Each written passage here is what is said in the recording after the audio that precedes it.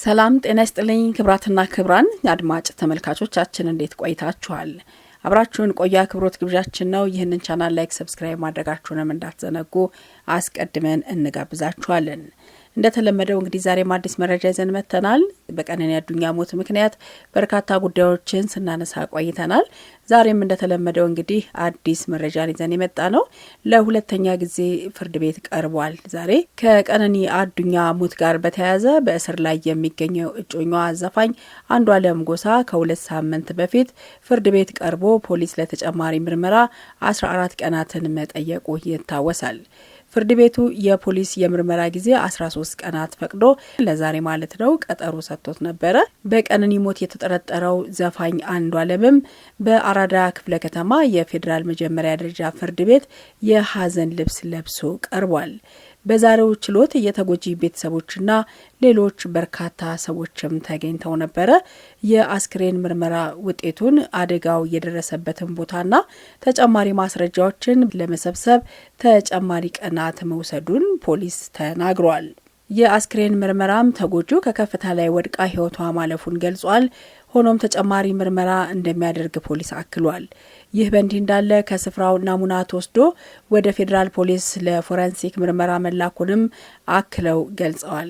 ከዚህ በተጨማሪም በተጠርጣሪው የሞባይል ስልክ ላይ የተደረገው የምርመራ ውጤት አልተገኘም ተብሏል።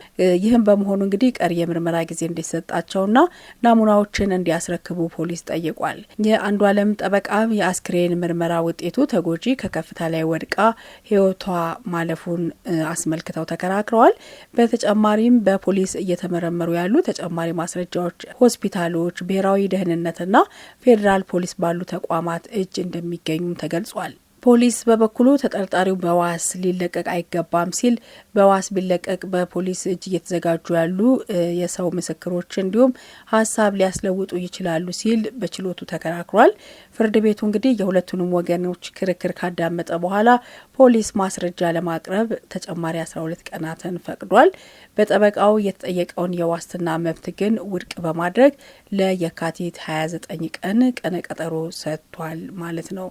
እንግዲህ ክብራትና ክብራን የዚህ ቻናል ቤተሰቦች እንደምታስታውሱት ከቀነኒ አዱኛ ሞት ጋር ተያይዞ ብዙ የሚነሱ ጉዳዮች ነበሩ። ክርክሮችም እየተነሱ ነው።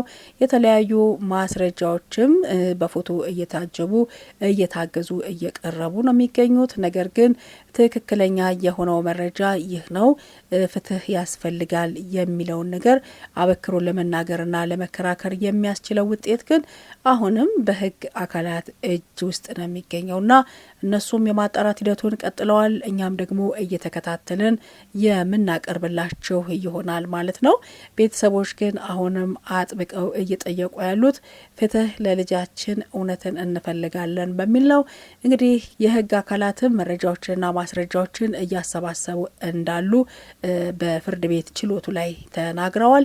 አቃቤ ህግም እንግዲህ ይህንን ነገር አጠናክሮ ለማቅረብ ተጨማሪ ቀናት እንደሚያስፈልገው በመጠየቅ ነው ቀነ ቀጠሮ የተራዘመው ማለት ነው። እንግዲህ በሚቀጥለው ደግሞ ምን አይነት መረጃዎች ሊቀርቡ ይችላሉ፣ ማስረጃዎችስ የሚለውን ጉዳይና የተወሰኑ አዳዲስ መረጃዎችም ካሉ እነሱን እያካተትን የምንቀርብ ይሆናል። ጉድ ሰርተዋታል።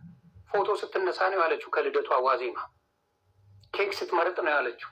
ስታዘጋጅ ነው ያለችው። አብረው ራሱ ፎቶ ሲነሱ ነበር ከሱ ጋር። በጥበብና በአሰራሯ የኦሮሞን ህዝብ ውበት፣ ጥንካሬና ቅርስ የምትወክል ነበረች። ቀነኒ አዱኛ የምትታወቀው በአውሮፕላን ማረፊያ ላይ በመገኘቷ ብቻ ሳይሆን የኦሮሞን የባህል አልባሳት ለማሳየት ባላት ቁርጠኝነትም ጭምር ነው።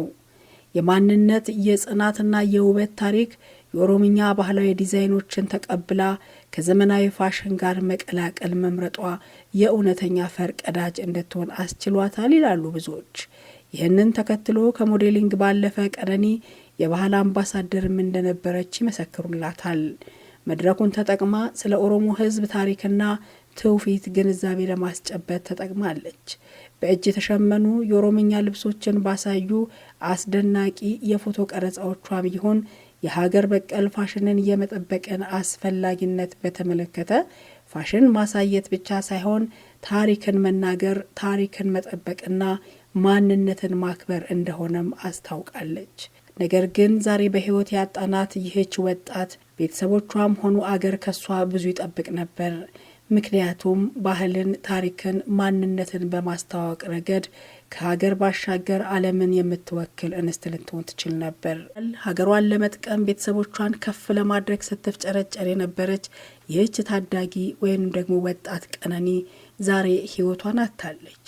ነገር ግን እሷን በተመለከተ በብዙ መገናኛ ብዙሃኖች እየወጡ ያሉ መረጃዎች ደግሞ ትክክል ናቸው አይደሉም የኛ ሳይሆን የህግ ውሳኔ ነው፣ የህግ ውሳኔ እስከሚወጣ ድረስ የሚሰጡ መረጃዎችን ግን እየተከታተልን እናቀርባለን። ከዚህ ጋር በተያያዘ በቁጥጥር ስር የዋለው ሙዚቀኛው አንዱዓለም ጎሳ ፍርድ ቤት ቀርቧል።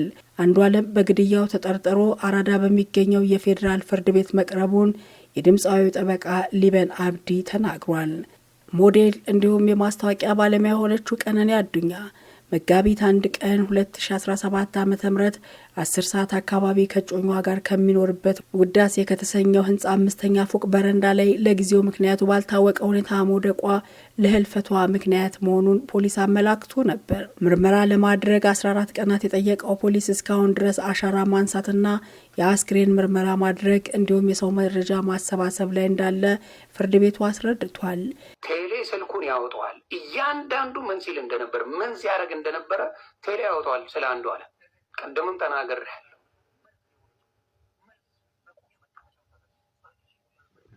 ቴሌ ሙሉ ኢንፎርሜሽን ስለዚህ የእህቱንም የእሱንም ጭምር ተመካክረው ተመሳጥረው የልደቷ ቀን ጠብቀው ጉድ ሰርተዋታል።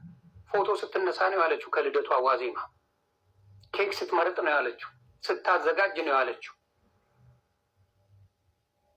አብረው ራሱ ፎቶ ሲነሱ ነበር ከሱ ጋር። የአንዱዓለም ጠበቃ የአስክሬን ምርመራ ውጤቱ ተጎጂ ከከፍታ ላይ ወድቃ ህይወቷ ማለፉን አስመልክተው ተከራክረዋል። በተጨማሪም በፖሊስ እየተመረመሩ ያሉ ተጨማሪ ማስረጃዎች ሆስፒታሎች፣ ብሔራዊ ደህንነትና ፌዴራል ፖሊስ ባሉ ተቋማት እጅ እንደሚገኙም ተገልጿል። ፖሊስ በበኩሉ ተጠርጣሪው በዋስ ሊለቀቅ አይገባም ሲል በዋስ ቢለቀቅ በፖሊስ እጅ እየተዘጋጁ ያሉ የሰው ምስክሮች እንዲሁም ሀሳብ ሊያስለውጡ ይችላሉ ሲል በችሎቱ ተከራክሯል።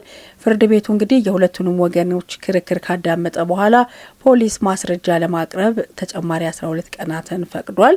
በጠበቃው የተጠየቀውን የዋስትና መብት ግን ውድቅ በማድረግ ትክክለኛ የሆነው መረጃ ይህ ነው፣ ፍትህ ያስፈልጋል የሚለውን ነገር አበክሮ ለመናገርና ለመከራከር የሚያስችለው ውጤት ግን አሁንም በህግ አካላት እጅ ውስጥ ነው የሚገኘውና እነሱም የማጣራት ሂደቱን ቀጥለዋል። እኛም ደግሞ እየተከታተልን የምናቀርብላችሁ ይሆናል ማለት ነው። በያላችሁበት መልካም ጊዜ እንዲሆንላችሁ ተመኝተናል።